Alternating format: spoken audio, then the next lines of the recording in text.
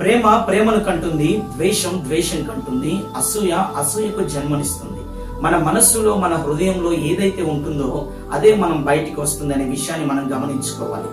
యోసేపు అన్నలు తన మీద ద్వేషాన్ని మూటగట్టుకొని యోసేపును ఒక బావిలో పడివేసి గుంటలో మరలా పైకి తీసి ఇస్మాయేలీయులకు వెండి నాణెములు అమ్మి వేసినప్పుడు, అవకాశం వచ్చినప్పుడు, పరిస్థితులు మారిపోయినప్పుడు, యోసేపు ప్రధానమంత్రిగా మార్చబడినటువంటి సందర్భంలో యోసేపు తన అన్నలు తన దగ్గరికి వచ్చి నమస్కరించినప్పుడు ఏ మాత్రము యోసేపు వాళ్ళ మీద పగ తీర్చుకోలేదు. కారణం ఏంటంటే యోసేపు హృదయంలో ఉన్నది ప్రేమే తప్ప పగ కాదు, ప్రేమే తప్ప ద్వేషం కాదు. అందుకనే అవకాశము ఉండి కూడా తన సహోదరుల మీద ద్వేషాన్ని తీర్చుకునేటువంటి ప్రయత్నం చేయలేదు. యోసేపులో ప్రేమ దాగి ఉంది కనుకనే అది ప్రేమకు జన్మనిచ్చింది. అదే యోసేపులో అసూయ కలిగి ఉంటే గనుక ఆ రోజు వాళ్ళ అన్నల పరిస్థితి ఐగుప్తులు ఏమై ఉండేది.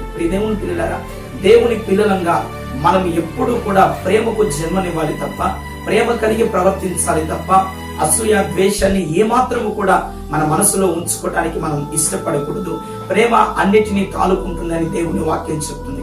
కాబట్టి ప్రేమ కలిగి ఉండేటకు మనం ప్రయాసపడినప్పుడు అది మనకే కాదు, అవతలి వారి జీవితాలకు కూడా ఎంతో క్షేమాన్ని, ఆశీర్వాదాన్ని ఇస్తుందనే సంగతిని మనం జ్ఞాపకం ఉంచుకోవాలి.